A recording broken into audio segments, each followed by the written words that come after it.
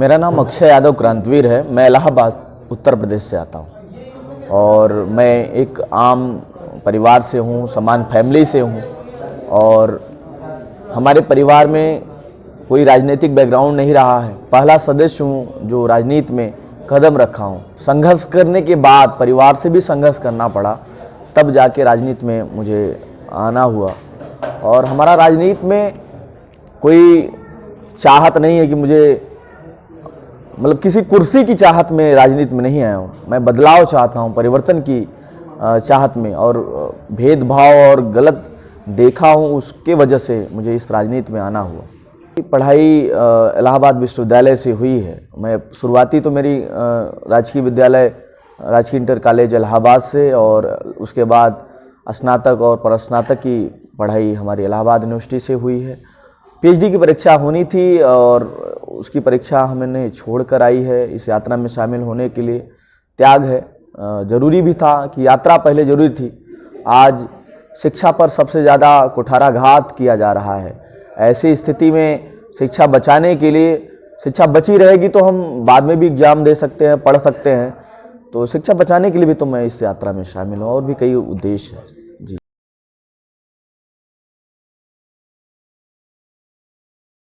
सच्चाई ये है, सच कहना में कोई वो नहीं है।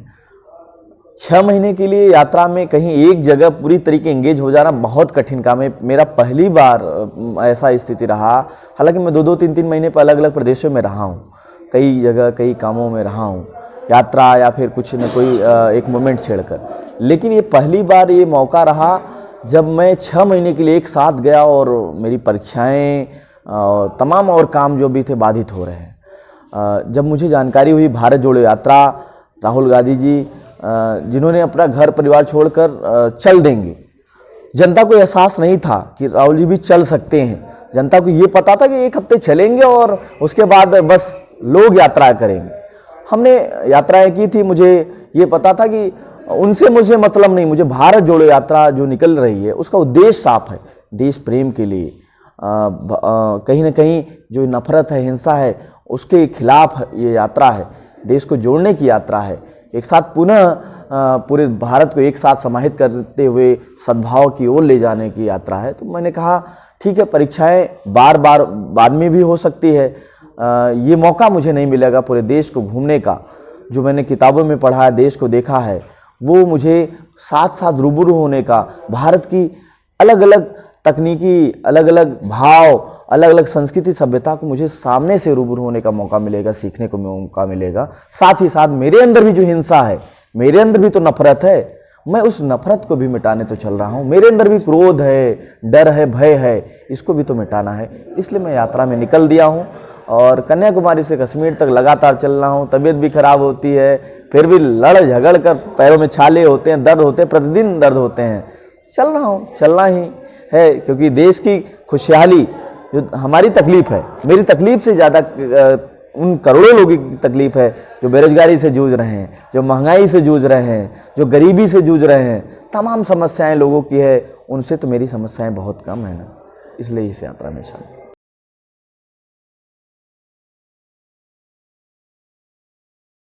मैं इतना ही चाहता हूं कि हर चेहरे पे मुस्कान हो, वो पढ़े और अपनी बातों के लिए लड़े। हमारे भारत बोल नहीं पाता। ज़्यादातर लोग कहीं ना कहीं उनको भावनाओं से दाब दिए जाते हैं, उनमें नफरत फैलाई जा रही है। मैंने कन्याकुमारी से कश्मीर तक की ओर जा रहा हूँ। तकरीबन अगर देखा जाए जितने भी क्षेत्रों से आ रहे हैं, 6 से 7 प्रदेश हुआ। ऐसे में देखा जा रहा है कि इसके पहले भी मैं तकरीबन 8 राज्यों में मैं भ्रमण कर चुका हूँ। मेरा 12 से 13 राज्यों का एक अच्छा अनुभव हो गया है। मैंने देखा पूरा भारत अलग अलग भेदभाव भाषा में बटा हुआ है। उसकी भौगोलिक, राजनीतिक और देखा जाए उसकी संस्कृति और भाषा, पहनावे, भोजन सब में बटा हुआ है। कहीं ना कहीं भारत अगर एक जगह मिलता है तो उसका दिल एक जैसा है। पूरे भारत का दिल एक समान है, पूरे भारत की भावना एक समान है। किसी के दरवाजे के सामने बैठ जाइए, वो दौड़ के आएगा, आपको पानी पूछेगा। एक तरीके से कोई माँ निकलेगी तो माँ जैसा प्यार मिलेगा, कोई भाई निकलेगा भाई जैसा प्यार मिलेगा, पूरे भारत में एक जैसा मिलेगा आपको। तो इससे एक साफ जाहिर होता है कि कि भारत को भावनाओं में लोग उलझा दिए हैं, उनमें नफरत बांटी जाती है, हिंदू मुसलमान के नाम पर लड़ाया जाता है, उन्हें मंदिर और मस्जिद का सुगुप्सा परोसा जाता है। इसी में जनता हमारी बढ़ जाती है, वो अपने मुद्दों से भटक जाती है कि हमारी मूल मुद्दा शिक्षा, स्वास्थ्य, रोजगार है।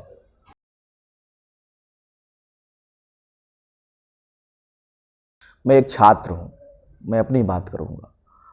सबसे बड़ी समस्या है बेरोजगारी की, और छात्रों को देखा जाए तो लगातार, मैं उत्तर प्रदेश से आता हूं, पेपर लीक ट्रेडमार्क है। लगातार एक तो वैकेंसी आती नहीं, और वैकेंसी आई भी तो परीक्षा के पहले पेपर लीक हो जाता है, और पेपर लीक कराने वाले पकड़े जाते हैं, इन्हीं के तंत्र, यही भाजपा के लोग पकड़े जाते हैं। तो ऐसे में हम क्या कहें, ये नौकरियों बेच दे रहे हैं, नौकरी एक तो आती नहीं, उल्टा नौकरियां बेची जा रही है, तो बेरोजगारी तो होगी ना। और लंबे लंबे इनके वायदे मिलते हैं, जनता को गुमराह करते हैं कि 2 करोड़ रोजगार देंगे प्रत्येक वर्ष, न वो मिलता है। पूरे देश में कहीं ना कहीं लोगों को बांटने का काम कर रहे हैं। बेरोजगारी प्रमुख समस्या मैं मानूंगा।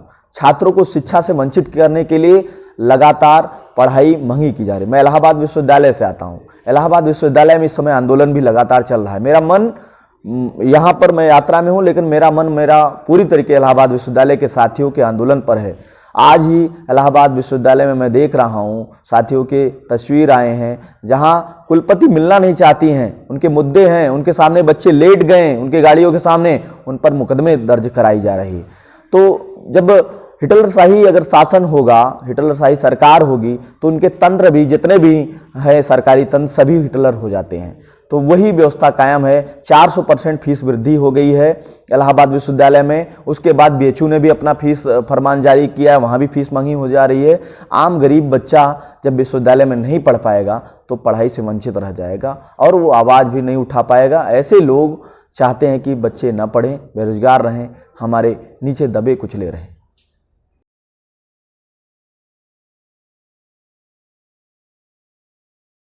भाजपा यह चाहती है, क्योंकि देखिए, जब बच्चा पढ़ता है, जब बच्चे गौर करके जब पढ़ाई करता है, उसके विचार खुलते हैं, उसकी सोच खुलता है, तो सरकार से सवाल उठाता है। छात्र जब भी रहा है, छात्र हमेशा सवाल उठाए।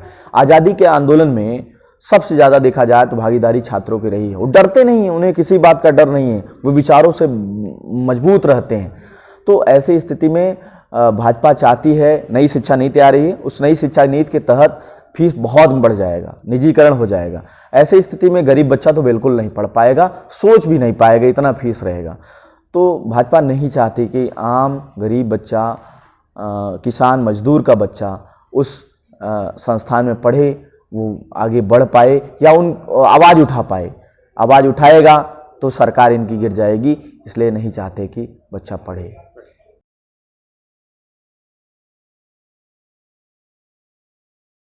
सबसे बात है कि अगर शिक्षा की कमर तोड़ेंगे तो आप जिसका स्वप्न, जिस भारत के स्वर्णिम स्वप्न देखते हैं, जो विश्व गुरु बनाने को आप अग्रसर देखते हैं, वो हमारा, उसका कमर टूट जाएगा।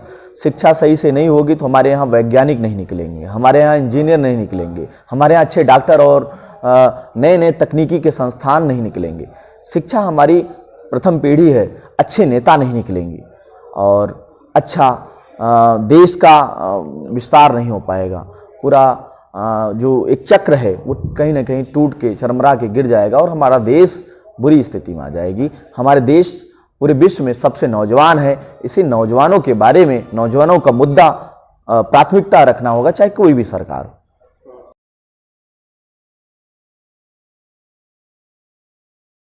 भारत जोड़ो यात्रा एक उम्मीद है, लाखों करोड़ों लोगों की उम्मीद है। प्रतिदिन मैं लाखों लोगों को जब राहुल गांधी जी के साथ चलता हुआ देखता हूँ, उसमें कई जगह मुझे देखने को मिला। एक दादी माँ का कहानी आपने सुना होगा और लोग देखें, हमें लगता है कि पूरा भारत देखा। दादी माँ 2 खीरा लेके आ जाती हैं रास्ते में और पुलिस वालों से झड़प जाती हैं, नहीं मुझे मिलना है। तो कहीं से राहुल जी का निगाह वहाँ पड़ जाता है। राहुल जी देखकर उस माँ को बुलाते हैं और वो जब लिपटती है ना तो बताती है कि ये बच्चा ये तुम्हारे लिए है। इसे वो अपनी भावना व्यक्त करती है कि बेटा ये तुम्हारा है और ये कहाँ से आया है, तो बताती हैं कि इंदिरा गांधी ने जो जिस ज़मीन को हमको हमारे अधिकार में दिया, और वो ये तो उसी खेत का खीरा है, मैं तुम्हें देना चाहती हूँ। एक प्रेम विश्वास है उस राहुल गांधी में। राहुल गांधी एक आखिरी उम्मीद बचा हुआ है इस भारत को बचाने के लिए। भारत हमारा टूट चुका है। कई लोगों ने यह प्रश्न किया कि भारत टूटा कहाँ जो आप जोड़ने चले। भारत भौगोलिक विस्तार का चीज नहीं है कि उत्तर से मध्य टूट गया तो भारत टूट गया, ऐसा नहीं है। भारत हमारा लिंग भेद भाषा में बटा हुआ है और लोगों में पनामे में बटा, वो अलग चीज है, विविधता है। लेकिन सच्चाई देखी जाए तो जो हमारा भारत टूट रहा है वो नफरत के नाम पे टूट रहा है। लोगों में हिंसा बांटी जा रही है, नफरत के बीज बोए जा रहे हैं। इसी नफरत को मिटाने के लिए राहुल गांधी चले हैं, हम भारत यात्री चले हैं। हम प्रेम, भाईचारे, सौहार्द, समरसता के लिए इस भारत जोड़ो यात्रा में निकले हुए हैं, देश को एक साथ जोड़ते हुए कि तुम हिंदू, मुसलमान, सिख, ईसाई, बौद्ध, पारसी जो भी हो, सबसे पहले तुम भारत के नागरिक हो और तुम मिलकर एक दूसरे को धक्का इस प्रकार दो कि गिरने वाला धक्का ना हो। ऐसा धक्का दो कि वो जोर से बढ़ जाए और आगे की ओर बढ़ता जाए। एकजुटता के साथ एकला की राह पर चले।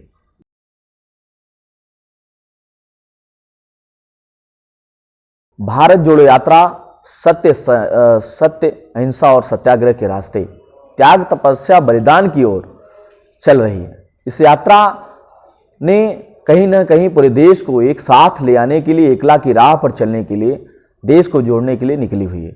मैं छात्रों से, नौजवानों से, किसान भाइयों से, मजदूर साथियों से और हमारी बहन बेटियां, महिलाओं से मैं अपील करना चाहूँगा, भारत जोड़ो यात्रा एक उम्मीद है देश को एक साथ लाने के लिए, एक साथ चलने के लिए। इस भारत जोड़ो यात्रा में, इस ऐतिहासिक यात्रा की मुहिम में आप सभी कहीं ना कहीं इससे जुड़िए।